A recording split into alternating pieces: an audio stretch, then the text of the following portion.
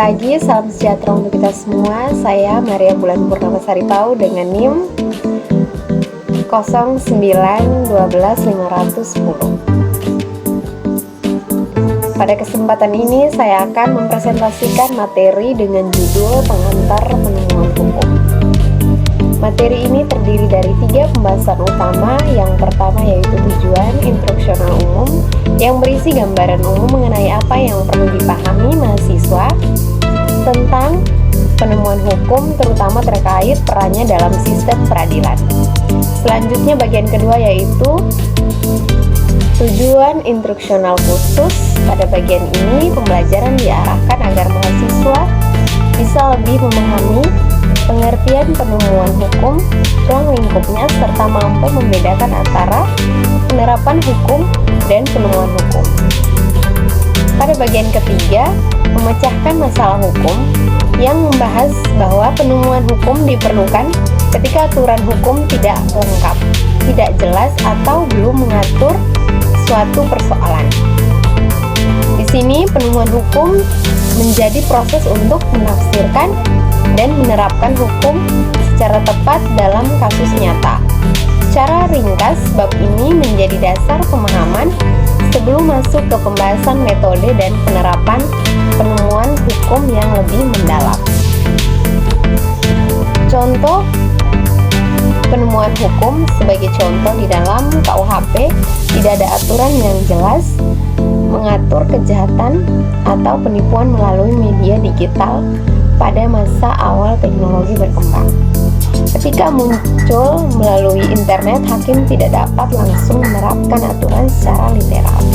Dalam kondisi tersebut, hakim melakukan penemuan hukum dengan cara menafsirkan pasal mengenai penipuan secara lebih luas, menghubungkan dengan asas hukum seperti itikat baik dan perlindungan korban, menyesuaikan norma hukum dengan perkembangan teknologi dan kebutuhan masyarakat. Dengan cara ini, kasus tetap dapat diselesaikan meskipun aturan tertulis belum secara spesifik mengatur persoalannya. Terima kasih atas perhatian Bapak, Ibu, dan teman-teman. Itu saja penjelasan dari saya. Sekian, sampai jumpa.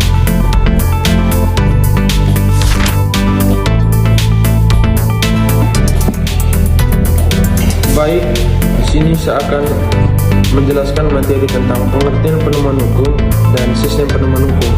Yang pertama, pengertian penemuan hukum. Menurut Mertokusumo 2010-49, penemuan hukum adalah proses pembentukan hukum oleh hakim atau aparat hukum lainnya yang ditugaskan untuk penerapan peraturan hukum umum pada peristiwa hukum konkret. Dapat pula dikatakan penemuan hukum adalah proses kongresasi atau individualisasi peraturan hukum yang bersifat umum dengan mengingat akan peristiwa konkret tertentu.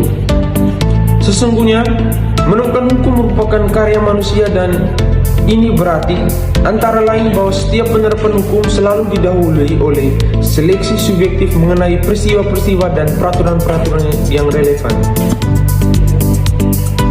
Yang kedua, sistem penemuan hukum. Menurut Mertokusumo 2010-53, sistem penemuan hukum pada dasarnya dibagi atas 2, yakni otonom dan heteronom. Sistem penemuan hukum otonom, hakim terikat pada peraturan hakim yang telah dijatuhkan mengenai perkara sejenis dengan yang akan diputus hakim yang bersangkutan. Sementara sistem penemuan hukum heteronom, yakni hakim mendasarkan pada peraturan-peraturan di luar dirinya. Hakim tidak mandiri karena harus tunduk pada undang-undang.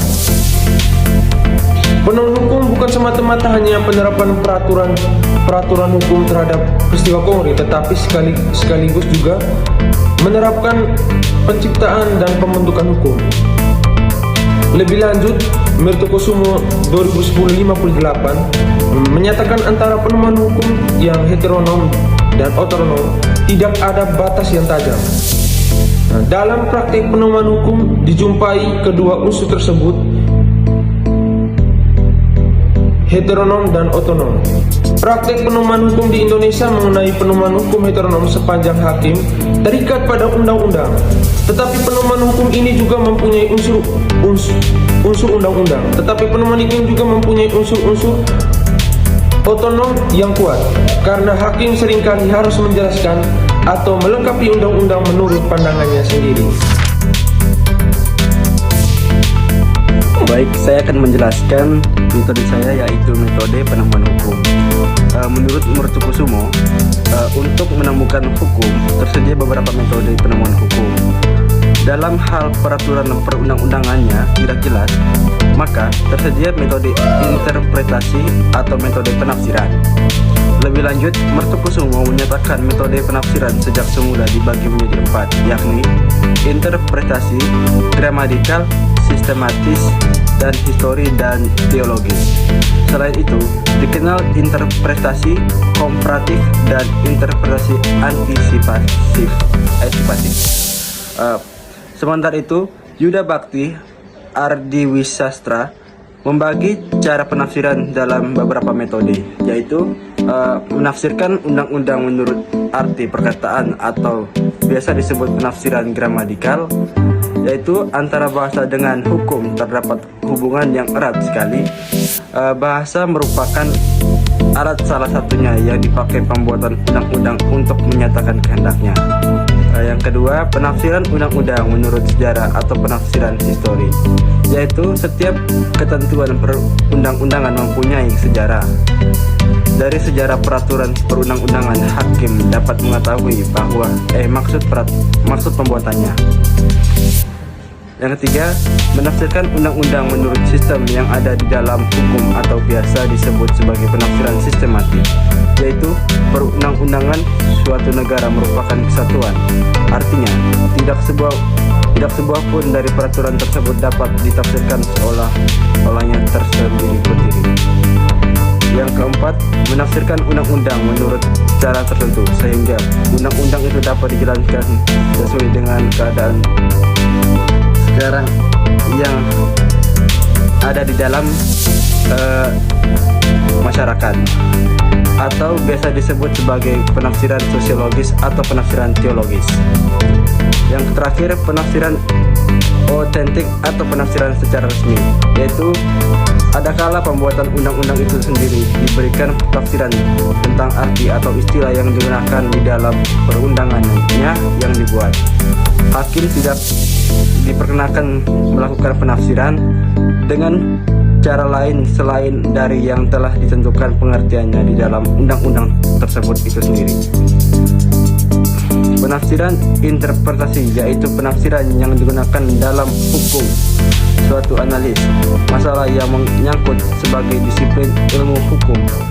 Di sini digunakan logika lebih dari satu cabang ilmu hukum. Penafsiran multidisipliner, yaitu penafsiran seorang hakim harus juga mempelajari suatu atau beberapa disiplin ilmu lainnya di luar hukum. Metode penafsiran sesungguhnya banyak dipengaruhi oleh ajaran von Savik Bagai. Dikutip dalam Mertokusumo, Savik menyatakan penafsiran adalah rekonstruksi pikiran yang tersimpul dalam undang-undang.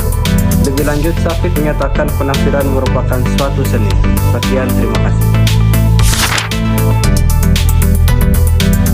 Selamat sore semuanya, saya dari kelompok 1. Perkenalkan, nama lengkap saya Angelina Pandu dengan NIM 12502. Di sini saya mau menjelaskan tentang dua materi. Yang pertama sistem penemuan hukum dan yang kedua sumber penemuan hukum.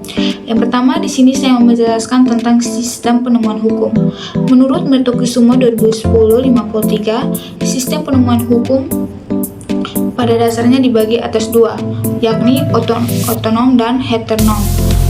Sistem penemuan hukum otonom, hakim terikat pada putusan hakim yang telah dijatuhkan mengenai perkara sejenis dengan yang diputuskan hakim yang bersangkutan. Sementara sistem penemuan hukum heteronom, yakni hakim mendasarkan pada peraturan-peraturan di luar dirinya. Hakim tidak mandiri karena harus tunduk pada undang-undang. Penemuan hukum bukan semata-mata hanya penerapan, tetapi sekaligus juga menerapkan penciptaan dan pembentukan hukum. Lebih lanjut, Mertokusuma 2058 menyatakan antara penemuan hukum yang heteronom dan otonom tidak ada batas yang tajam. Dalam praktek penemuan hukum dijumpai kedua unsur tersebut, heteronom dan otonom. Praktek penemuan hukum di Indonesia mengenal penemuan hukum heteronom sepanjang hakim terikat pada undang-undang. Tetapi, penemuan hukum ini juga mempunyai unsur-unsur otonom yang kuat, karena hakim seringkali harus menjelaskan atau melengkapi undang-undang menurut pandangannya sendiri. Yang kedua, sumber penemuan hukum. Sumber penemuan hukum tidak lain adalah sumber atau tempat, terutama bagi hakim dapat menemukan hukumnya, atau Mertokusuma 2010-63, sumber utama penemuan hukum adalah peraturan perundang-undangan, kemudian hukum kebiasaan, jurisprudensi, dan perjanjian internasional, dan doktrin. Dalam ajaran penemuan hukum, dalam ajaran penemuan hukum, undang-undang diprioritaskan atau didahulukan dari sumber-sumber hukum yang lain. Undang-undang merupakan sumber hukum yang tidak penting dan utama. Undang-undang dan hukum sesungguhnya tidak di luar undang-undang. Masih ada yang lain, misalnya kebiasaan yang termasuk sebagai hukum. Sekian dari saya, terima kasih.